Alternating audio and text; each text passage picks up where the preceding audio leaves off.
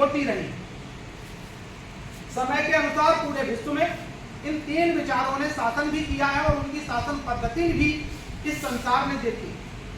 लेकिन ऐसी स्थिति में इनके विकल्प के तौर पर अगर कोई सिद्धांत भारत की भूमि ने प्रतिपादित किया है तो वह है एकात्म मानववाद। अभी आगे के वक्तव्य में मैं एकात्म मानववाद को भी परिभाषित करने का एक छोटा सा प्रयास करूंगा। यह दर्शन का विषय है और पंडित दीनदयाल जी का दर्शन, जैसा कि भाई साहब ने बताया, महर्षि अरविंदो से बहुत मेल खाता है। यह भारत देवताओं की भूमि है, इसलिए नहीं कि यहाँ परमात्मा अवतरित हुए, बल्कि इसलिए क्योंकि यहाँ परमात्मा पर शोध बहुत है। परमात्मा तो हर जगह है। सृष्टि का संसाधनों और वैज्ञानिक खोजों तक ही उलझा नहीं रह गया।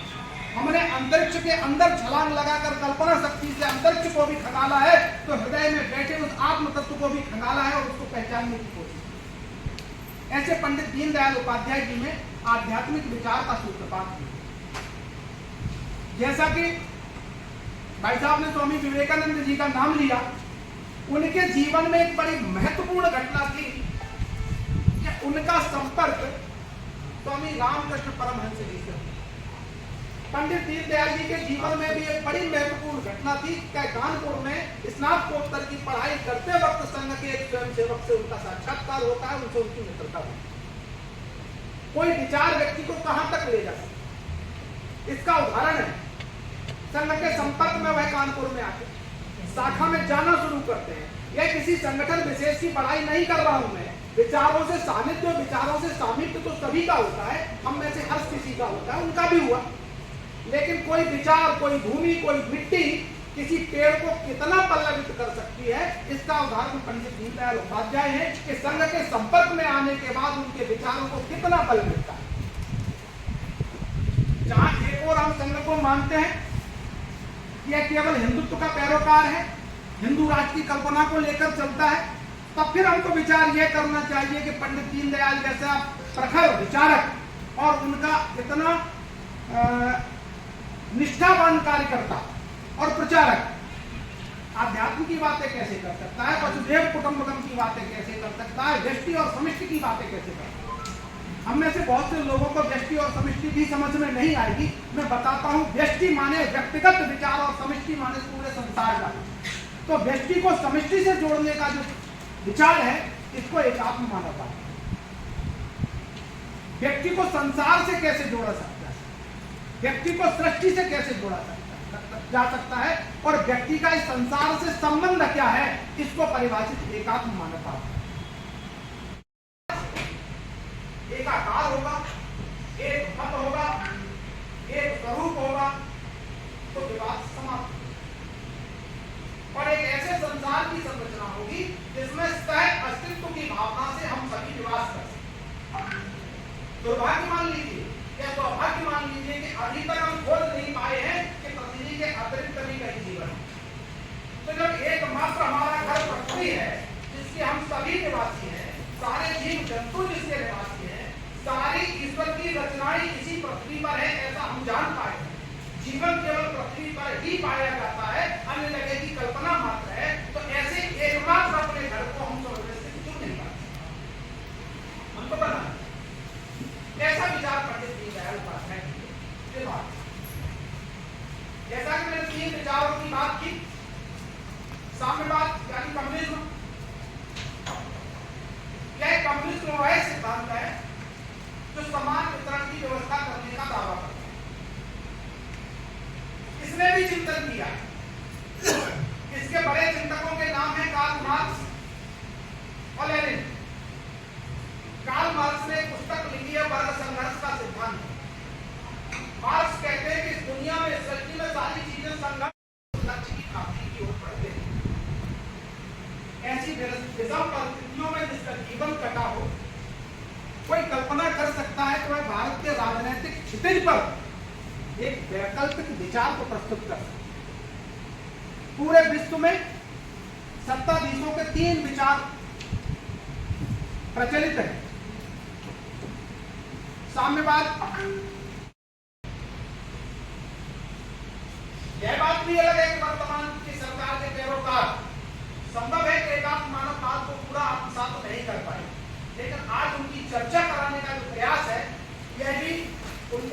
श्रेय देता है।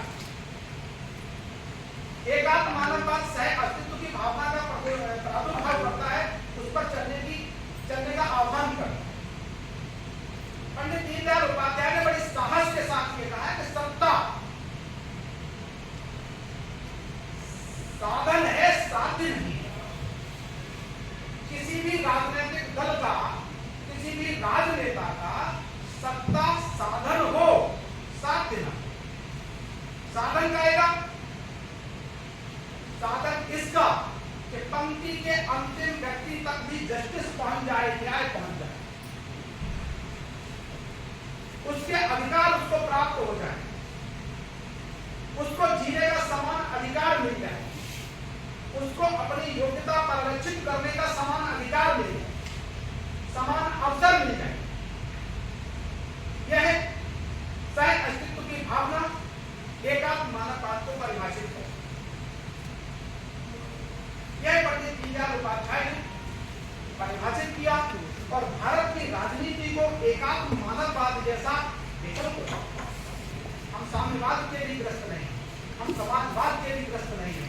हमारा सिद्धांत एकात्म मानववाद है, तो सारे लोगों को, पंक्ति के अंतिम व्यक्ति को, जातीय व्यवस्थाओं के अंतिम व्यक्ति को, आर्थिक व्यवस्थाओं के अंतिम व्यक्ति को, शारीरिक व्यवस्थाओं के भी अंतिम व्यक्ति को भी उसके अधिकार मिल जाना चाहिए। ऐसा एकात्म मानववाद है। यह एकात्म कुछ भाई साहब ने बताई, उनके जीवन के बारे में भाई साहब ने पूरा एकात्म मानववाद बताया। लेकिन जब नेपोलियन ने वाटरलू का जो युद्ध हुआ था उसमें वो हार गया था, तो जो लोग थे उन्होंने ये कहा था कि ये जो वाटरलू में नहीं लड़ाई लड़ी गई थी, लड़ाई लड़ी गई थी हैरो और हैटन में। इसका मतलब समझे आप कि जो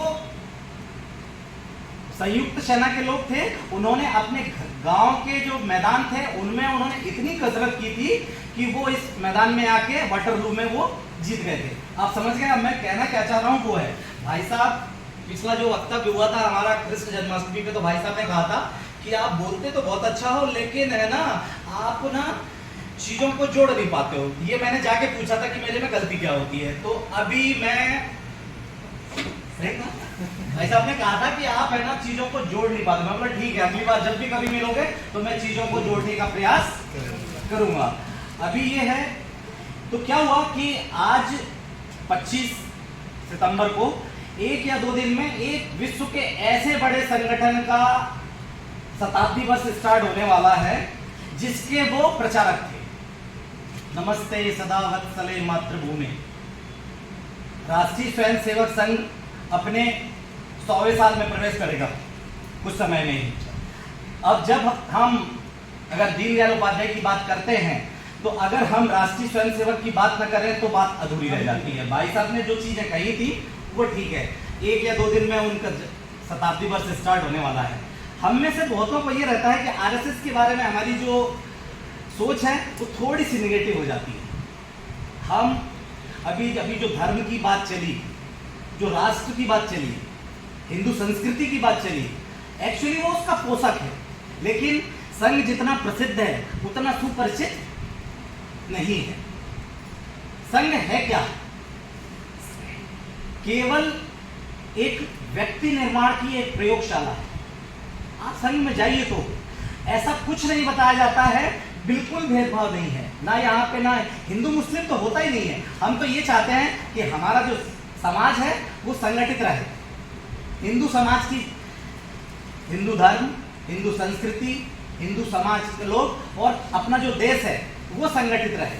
उसकी जो आप संघ को देखेंगे तो हेडगेवार जी ने बहुत सारे संगठनों से, वो कांग्रेस में थे पहले, लेकिन जब उन्होंने बहुत सारी चीज़ों का आकलन किया तो उन्होंने देखा कि हमारा जो देश है उसमें कुछ विकृतियां आ गई थी। आज चूंकि बहुत लंबे समय से हम संघर्ष काल कर रहे हैं, ये तो नहीं कहूँगा कि हम गुलाम थे, गुलाम नहीं, कभी भी नहीं रहा भारत, गुलाम कभी भी नहीं रहा, हमेशा संघर्षों में रहा भारत। तो जब संघर्ष काल में हमारे अंदर क्या हो गया कि जो व्यक्ति था वो आत्म केंद्रित हो गया, समाज में विस्मृत हो गया और आदमी के अंदर अनुशासन की कमी आ गई।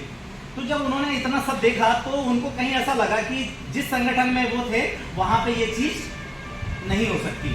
तो फिर उन्होंने, वो सब कौन है? ज्यादातर स्वयं सेवक हैं, और उसमें कुछ नहीं है। वो बिल्कुल जो ये कहा जाता है ना कि हम दूरियां करते हैं, बिल्कुल दूरी नहीं है, बिल्कुल उसका रहते हैं। केवल हम अपने स्व को जगाते हैं। आपका जो आदर्श पुरुष होगा वो विवेकानंद होगा या औरंगजेब होगा? स्वाभाविक है विवेकानंद होगा। तो यही बात जब हम कहते हैं तो लोग कहते हैं कि हम सांप्रदायिक हैं। ऐसा है क्या?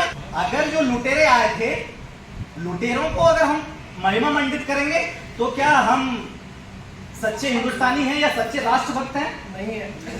नहीं है। लेकिन चीजें चलती हैं, लेकिन मैं उस चीज पे नहीं जाऊंगा, क्योंकि आज है ना एक इस महामानव का प्रादुर्भाव हुआ था, तो हम उसको उनके बारे में सोचें। तो वो जो मैंने हेरो और हेटन बताया था, तो ये जो चीजें हुई थी ना, ये शाखा से स्टार्ट। 1 घंटे की शाखा लगती है। आप अपने बच्चों को है ना मोटिवेशनल स्पीकर के पास पहुंचाते हैं, 1 घंटे का वो है ना 1000, 2000, 5000, और जो विदेश के मोटिवेशनल स्पीकर हैं उनके तो वो एक कार्यशाला के करोड़ों रुपए लेते हैं। लेकिन आप संघ की शाखा में बच्चों को पहुंचाएं, 1 घंटे में आपको सब चीजें मिलती हैं, शारीरिक, मानसिक, आध्यात्मिक, सामाजिक, इतनी सारी चीजें हैं। यही चीजें तो हमें वहां बताई जाती हैं। जो मोटिवेशनल स्पीकर होते हैं वो क्या होते हैं? आप संघ की शाखा में 1 घंटे के लिए जाए, केवल मनुष्य निर्माण की शाखा है। आप है ना आपके मानवीय गुणों को निखारेगी। बिल्कुल ये नहीं बताया जाता कि